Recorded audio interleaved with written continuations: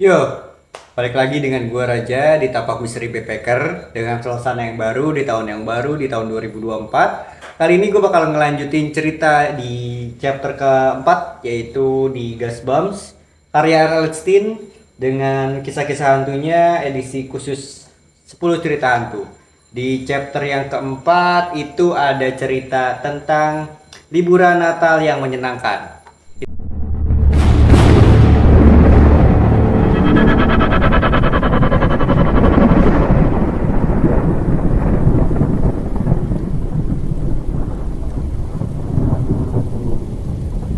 Oke, daripada berlama-lama lagi, gue bakalan ngebacain dengan judulnya yaitu Liburan Natal yang Menyenangkan. Tubuh Crusher yang besar meluncur cepat ke arahku. Ah, raungnya. Ototnya menonjol, wajahnya berkilat-kilat yang berkeringat. Tangan raksasanya masing-masing lebih besar daripada kepalaku. Bergerak melakukan cengkraman perontok tulangnya. Yang terkenal yaitu cengkraman monster. Bet, kakakku Jody berseru memanggilku dari koridor depan.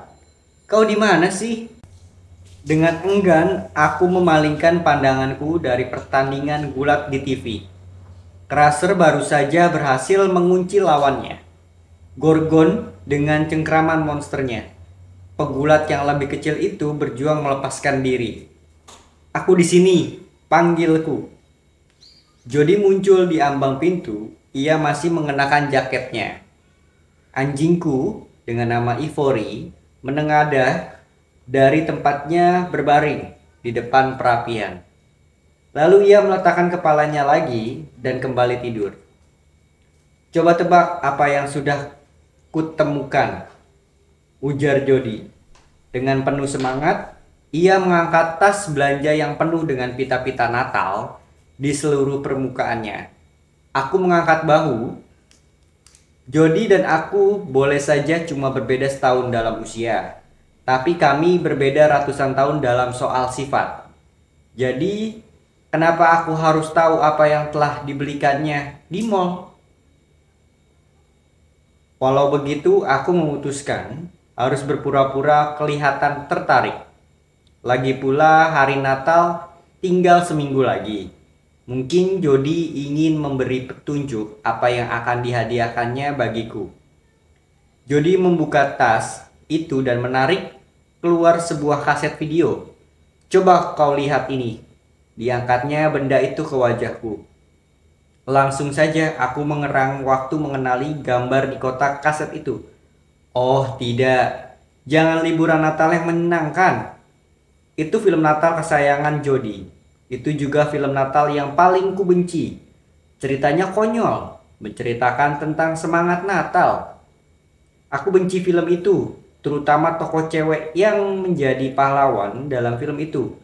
Dengan nama Susie Snowflake, itu lebih baik daripada Sinterklas dan lebih priang daripada kelinci Pasca. Benar-benar memuakan. Film itu kan sudah diputar di TV 16 kali setiap hari. Aku bertanya, tak mungkin kau masih ingin menontonnya lagi? Jody memeluk kaset video itu di dadanya. Aku dapat menontonnya 100 kali setiap hari dan tak pernah merasa bosan, ujarnya. Aku beruntung telah menemukan kaset ini di Pramuniaga melalui toko Natal bilang. Pramuniaga di toko Natal bilang bahwa ini satu-satunya kaset liburan Natal yang menyenangkan yang pernah ia lihat. Jody beranjak untuk memasukkan kaset itu ke dalam tab. Bisakah kau melihatnya nanti saja? Seruku. Gulat, oh Rama lagi main nih. Jody menatap pesawat TV. Crusher sedang bersiap-siap melompat tali ke atas kepala Gorgon.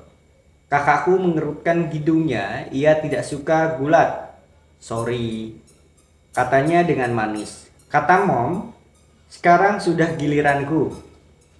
Aku tahu sebaiknya aku tidak membantah. Soalnya Mom sudah menyuruhku mematikan TV sejam yang lalu. Kau boleh tetap di sini dan menonton film ini bersamaku kalau mau, Bet. Jody menawarkan. Mendingan aku makan rusa kutub sekajah sekalian, gerutuku. Tapi aku tak punya kesibukan lain, jadi aku tetap di situ. Film itu pun dimulai. Susi Snowflake menari keluar dari dapur sambil melemparkan rambut merahnya yang sebahu. Kue Natal untuk menggoda perutmu, katanya gembira. Apa kata sandinya? Anak-anaknya memeki kegirangan. Kumohon, dengan manis di bawah pohon Natal, teriak mereka. Aku mengerang. Aku nyaris lupa betapa mengerikannya film ini. Kulihat bagaimana Susi Snowflake menyebarkan kegembiraan Natal ke seluruh kompleks permukimannya. Ia menari, ia menyanyi, ia memanggang lusinan kue. Lalu Susi mengunjungi seseorang tetangga yang pemarah. Ia ingin membawakan semangat Natalnya kepadanya. Ia menyanyikan lagu tolol tentang tawa Natal dan senyum Sinterklas. Lalu ia mengeluarkan jurus paling ampuhnya. Senyumnya semakin cerah. Ia melemparkan rambut merahnya. Ia merentangkan lengannya. Siapa yang dapat menolak pelukan Natal? Cericitnya. Aku bisa, kataku sambil melompat berdiri. Shh. Jody menyuruhku diam. Matanya melekat erat pada pesawat TV. Aku naik ke atas ke kamarku dan menarik keluar sebuah majalah bulat Orama edisi Desember. Di sampulnya tampak cruiser yang berdiri di atas lawannya yang ketakutan. Natal yang lalu, Jody telah membayarkan uang langganannya untukku. Kuharap ia akan memperpanjang langganannya lagi tahun ini, pikirku. Lalu aku duduk membaca. Edisi itu penuh dengan artikel-artikel yang menarik hingga aku memerlukan waktu yang cukup lama untuk membaca semuanya. Waktu aku selesai, tercium olehku bau yang harum. Aku memutuskan untuk pergi memeriksa. Dari bau itu kayaknya Dad sudah mulai membuat kue-kue Natal. Kulempar majalah itu dan berlari menuruni tangga.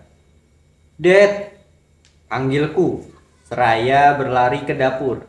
Tak ada siapa-siapa di sana, namun beberapa tumpuk kue Natal sedang didinginkan di sudut rumah. Ku ambil sekeping kue berbentuk bintang yang masih hangat. Dad, panggilku dengan mulut penuh. Aku berjalan menuju ruang TV. Hey Dad, Dad di mana? Ibuku dan Jody menengadah dari depan layar TV. Shh, kata mereka. Mereka sedang menonton liburan Natal yang menyenangkan. Sebelum sempat mengatakan apa-apa, mataku menangkap sesuatu yang membuat mulutku ternganga. Rambut ibuku yang pirang telah berubah merah menyala. Apa yang Mom lakukan dengan rambut Mom? Aku bertanya. Lalu aku menatap Jody, rambutnya yang sepinggang bahkan lebih merah lagi. Ivory menengadah dari tempatnya di dekat api yang berdesis. Ia menggonggong pelan, bulunya yang putih sedikit merah jambu. Apa yang terjadi di sini? Aku bertanya. Apa maksudmu sayang? Manis? Ibuku bertanya. Hah? Mom gak pernah memanggilku sayang. Manis? Susi Snowflake lah yang memanggil orang-orang sayang manis. Ini gak lucu lagi, tukasku. Mom tak menjawab. Ia dan Jody malah mulai bernyanyi mengikuti film itu. Waktu Sinterklas menari dan anak-anak bermain, itulah saatnya liburan Natal yang menyenangkan. Aku gak tahan lagi. Buru-buru aku keluar dari ruangan. Tingkah ibu dan kakakku benar-benar aneh. Mungkin mereka menganggap itu lucu, tapi aku tidak. Sama sekali tidak. Di luar ruang TV, aku menghentikan langkah. Soalnya mataku menangkap bayanganku di cermin. Di rambutku yang pirang gelap ada sedikit warna merah. Kutatap bayangan diriku. Jantungku mulai berdetak kencang waktu aku mencoba memikirkan suatu alasan. Mungkinkah ada kebocoran zat kimia di dalam rumah hingga mempengaruhi warna rambut semua orang? Atau adakah yang salah dengan mataku? Aku harus tahu apa yang sebenarnya yang sedang terjadi. Aku menemukan ayahku di bengkel kerjanya di garasi. Ia sedang mengerjakan hadiah Natal Jody, yaitu kotak perhiasan yang indah. "Hai baby," katanya. Itu panggilan kesayangannya untukku. "Dad, coba lihat rambutku." Aku berkata, "Dad, lihat sesuatu?" "Aku melihat dengan seksama kelihatan merah," sahutnya. "Kau mengecatnya?" "Tidak." Kuceritakan semuanya kepadanya. "Pertama-tama aku pikir Jody dan Mom sedang mempermainkanku," kataku akhirnya. "Tapi sekarang aku pikir ini lebih serius lagi. Ini pasti cuma lelucon kan?" komentar Dad. Dahinya berkerut. "Kedengarannya kau seperti sedang mempermainkan ayahmu yang sudah tua ini." Diusapnya jenggot hitamnya yang lebat. "Baiklah, ada apa sebenarnya?" "Aku serius," desaku. "Coba Dad masuk dan lihat sendiri, rambut mereka lebih merah daripada rambutku." Ayahku mendesah dan meletakkan perkakasnya.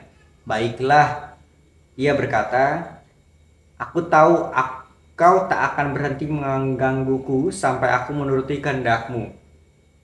Aku duduk di bangku dan menunggu ayahku kembali. Aku masih saja ketakutan, tapi sekarang aku merasa lebih enak karena ayahku telah turun tangan. Aku tahu ia tidak percaya padaku, tapi nanti juga ia akan mengubah pikirannya. Aku menunggu selama 10 menit, lalu 15 menit. Udara di situ terasa dingin. Mana si ayahku? Akhirnya aku menyerah dan masuk ke dalam. "Dad," aku berseru. "Di sini, sayang manis," sahutnya dari ruang TV. "Sayang manis," pikirku cemas. "Oh, tidak." Aku melangkah ke dalam ruang TV. Hal pertama yang kulihat adalah pesawat TV itu. Adegan terakhir film liburan Natal yang menyenangkan tampak di layar. Ibu dan kakakku duduk di sofa. Aku terkesiap waktu melihat mereka. Rambut ibuku sudah sebahu dan berwarna merah mengkilat. Ujungnya melengkung ke atas persis seperti rambut Susie Snowflake. Rambut Jody juga sama persis. Aku berbalik untuk meminta bantuan ayahku, tapi aku nyaris menjerit waktu melihatnya. Rambutnya yang tadinya hitam sekarang nyaris sama merahnya dengan rambut Mom, dan jenggot serta kumisnya telah lenyap. "Dad, apakah Dad habis bercukur?" tanyaku. Aku tidak berharap ia akan menjawab. Aku menatap Ivory dan mendapatkan bahwa bulunya nyaris sama merahnya dengan rambut Mom dan Jody. Entah bagaimana seluruh keluargaku tengah berubah menjadi Susie Snowflake. "Jangan cerewet, sayang manis," ujar ayahku sambil tersenyum. Ia menunjuk piring besar di atas meja. "Ayo, makanlah beberapa kue Natal untuk menggoda perutmu." Aku nyaris mengambil sekeping kue. Saat aku tersadar apa yang hampir saja kulakukan, langsung saja aku tarik kembali tanganku. Ini bukan waktunya untuk makan kue. "Oh sayang manisku," seruku. Aku menahan napas saat menyadari apa yang baru saja kukatakan. Ini lebih menakutkan daripada yang lainnya digabungkan sekalipun. Aku memandang ke dalam cermin di atas perapian. Pasti sekarang rambutku sudah lebih merah lagi, dan juga 1 atau 2 inci lebih panjang, padahal biasanya panjangnya cuma sedagu. Ujungnya sudah mulai melengkung keluar. Pasti film itu. Pasti film Susie Snowflake yang konyol itu mengubah kami semua. Mungkin belum terlambat, pikirku. Filmnya sudah selesai. Jody bangkit berdiri dan menghampiri tab. "Minggir kau, sayang manis," aku berkata. Maksudku Jody. Aku memerlukan kaset video itu." Jody menoleh. Jarinya masih menekan tombol rewind untuk mengulang film itu. "Ada masalah, sayang manis?" "Berhentilah memanggilku seperti itu," bentakku. "Ada yang salah, amat salah, dan pasti ada hubungannya dengan kaset itu. Berikan benda itu padaku." Jody mengeluarkan kaset itu, tapi bukannya menyerahkannya padaku. Ia malah menyembunyikannya di belakang punggungnya. Apa dulu kata kuncinya? Tanya dengan suara centil Susi Snowflake. Kukertakan gigiku, please, pintaku. Kakakku menggelengkan kepala, orangku tersenyum. Bukan itu, ujar Jody. Ia tertawa geli seraya menggoyang-goyangkan salah satu jarinya. Kau harus tahu kata kuncinya dulu, sayang manis. Kalau tidak, kau harus menunggu sampai Sinterklas tiba di depan gerbang. Wargaku memandangku dengan tatapan kosong, bahkan Ivory pun menatapku kosong. Apa kata kuncinya? Ulang Jody ceria. Aku menarik napas dalam dan berusaha menenangkan diri. Apa sih dialog konyol dalam film itu? Kalau saja aku dapat mengingatnya, Jody mungkin akan benar-benar memberikan kaset itu. Kumohon dengan manis semanis buah ceri di atas kue, kataku. Jody menggelengkan kepala. Kumohon dengan manis dengan pelukan semanis madu, tebakku. Jody kembali menggeleng. Sudah cukup sering kau dipaksa untuk menonton film tolol itu. Lalu kenapa aku tak dapat mengingat dialog itu? Oh, kue gula, cobaku. Padahal bukan itu yang ingin kukatakan sama sekali. Hanya ada satu hal yang harus kulakukan. Riskan sih, tapi aku tak punya pilihan. Susi Snowflake tahu apa kata kuncinya. Kalau kubiarkan diriku jatuh lebih dalam lagi, dalam kekuatan sihirnya, aku akan dapat mengingat kata-kata itu. Dan kemudian aku akan mendapatkan kaset itu. Aku cuma berharap dapat menarik diriku kembali sebelum terlambat. Kalau tidak, aku akan menjadi seperti Susi Snowflake selama-lamanya. Aku mencoba untuk rileks. Kusenandungkan beberapa bait lagu tema film itu. Ku ambil sekeping kue dan menggigitnya. Tak lama kemudian, dapat kurasakan sudut-sudut mulutku melekuk ke atas dan membentuk senyuman yang lebar dan cerah. Aku membungkuk dan menepuk-nepuk kepala Ivory yang berbulu merah. Aku mulai bernyanyi saat Sinterklas menari dalam celananya yang merah menyala. Bayangan permen loli menari-nari melintasi kepalaku. Tiba-tiba saja aku ingin sekali memanggang kue. Mungkin aku memang terlalu berhayal, pikirku. Lagi pula apa sih salahnya sedikit semangat liburan Natal yang menyenangkan? Berbagai kata-kata melayang menembus kepalaku. Kata-kata gembira, kata-kata Natal, satu kalimat khusus. Untuk satu alasan, kalimat itu kelihatannya penting, tapi aku tak ingat dan tak tahu kenapa. Aku berpaling kepada Jody. Ujung rambut merahnya yang cantik melengkung naik. Ia tersenyum. Aku balas tersenyum seraya mengucapkan kata-kata yang terus menari-nari dalam kepalaku. Lalu aku berkata, kumohon dengan manis di bawah pohon Natal. Benar! Jody menyodorkan kaset video itu ke dalam tanganku.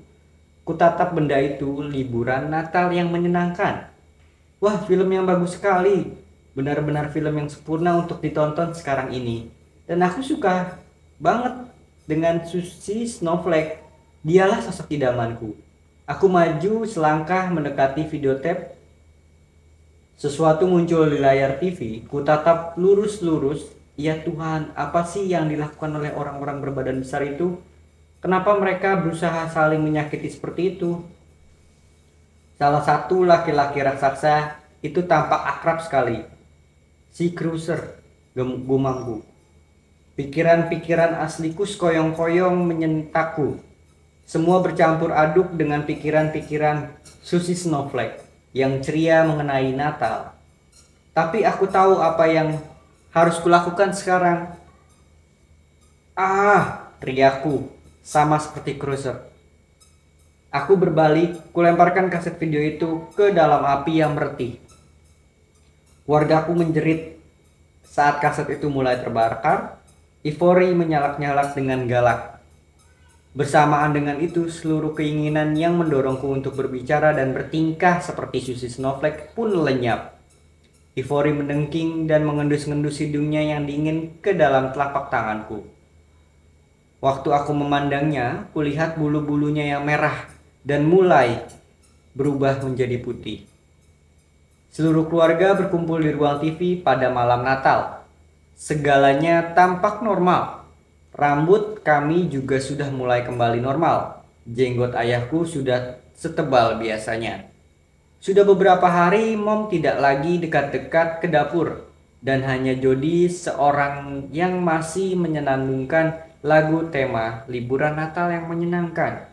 Dan itu artinya keadaan telah benar-benar normal. Kami tak pernah membicarakan peristiwa yang terjadi seminggu lalu. Habis itu buka yang ini ya, desak Jody. Ia menyorongkan sebuah hadiah yang dibungkus dengan kertas merah hijau. Aku tahu kau pasti akan menyukainya. Dengan penuh rasa ingin tahu, kusobek bungkusnya. Aku terkesiap melihat isinya. Oh wow, pekiku. Terima kasih Jody. Isinya kaset video yang dibintangi oleh Cruiser. Kumasukkan kaset itu ke dalam tab. Gulat Orama mempersembahkan Cruiser dalam beberapa pertandingan paling serunya.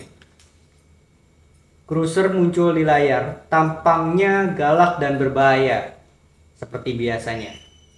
Aku menyeringai senang, ini hadiah Natal paling hebat yang pernah kudapatkan. Di mana kau menemukannya? Aku bertanya kepada Jody. Aku nggak pernah tahu ada kaset video Cruiser. Aku tahu, sahut Jody. Wanita di toko Natal bilang ini satu-satunya kaset video Cruiser yang pernah dilihatnya. Oke.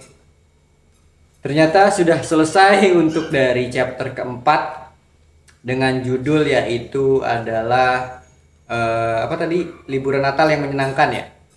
Iya, liburan Natal yang menyenangkan untuk judulnya. Untuk kali ini ya chapternya sebenarnya sih sama aja, cuma gue kayak merasa lebih banyak gitu ya. Tapi ini seru sih, liburan Natal yang menyenangkan. Jadi ini ada siapa namanya? Si Beth. Oke, Beth ini perempuan ya. Ada Jody kakaknya, sama ibu sama bapaknya, sama Ivory adiknya. Jadi si Beth ini suka sama video-video gulat lah, WWE gitu ya kalau di sini. Dengan gacoannya atau dengan jagoannya si Cruiser itu. Nah, pada saat Natal itu si Jody memberikan kaset. Nah, karena si Jody ini suka banget sama kaset dengan judul liburan Natal yang menyenangkan. Dan di tabnya itu atau enggak di kasetnya itu ada aktornya atau artisnya si Susie Snowflake. Jadi itu mereka tuh kayak terhipnotis masuk ke dalam film itu gitu. Ternyata bukan filmnya, tapi setelah gue baca sampai selesai ya. Tapi ada wanita di toko Natal itu bilang ini satu-satunya kaset video yang pernah dilihatnya. Jadi tuh di mana? Di toko itu ternyata itu toko kayak toko magic atau mistis gitu deh. Jadi si kakaknya jadi ini mengebeli kaset itu dari situ. Jadi itu yang bikin kehipnotis satu rumah gitu. Nah, yang terakhirnya itu si Jody ngasih video tentang Cruiser yang dia beli di toko tersebut. Jadi ya endingnya nih ngegantung gitu, tapi kita bakalan tahu endingnya di pikiran masing-masing sih gitu. Kalau kebanyakan cerita-cerita Airlines itu kebanyakan ngegantung, yang bisa kita tahu tuh endingnya hanya kita doang gitu, kayak di pikiran kita gitu. Ini bagus sih bukunya di chapter keempat dengan judul liburan Natal yang menyenangkan. Mungkin di next selanjutnya ada chapter kelima, kenapa aku membenci Jack Frost, itu judulnya sih. Oke. Mungkin nanti di next selanjutnya gue bakal ceritain di episode kelima atau enggak chapter kelima ya, dengan judul kenapa aku membenci Jack Frost. Mungkin dari gue itu aja. Terima kasih untuk kawan setapak yang sudah mendengarkan gue dan menyaksikan gue membacakan buku Goosebumps dengan judul kisah-kisah hantu. Oke, mungkin next selanjutnya gue bakal ceritain di chapter kelima. Jangan lupa untuk like, comment, subscribe, dan juga share di Tapak Misteri Backpacker, karena setiap perjalanan pasti punya cerita. Bye-bye.